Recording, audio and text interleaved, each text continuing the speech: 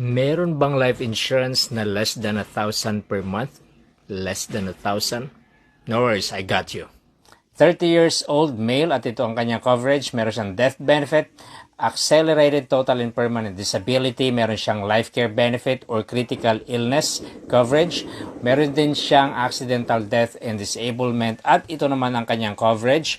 1 million yung kanyang death benefit, 500,000 yung total and permanent disability, 500,000 din yung critical illness coverage, at 500,000 din ang total or accidental death and disablement. That is only for 965 pesos 0.74 per month or 9,905 per year.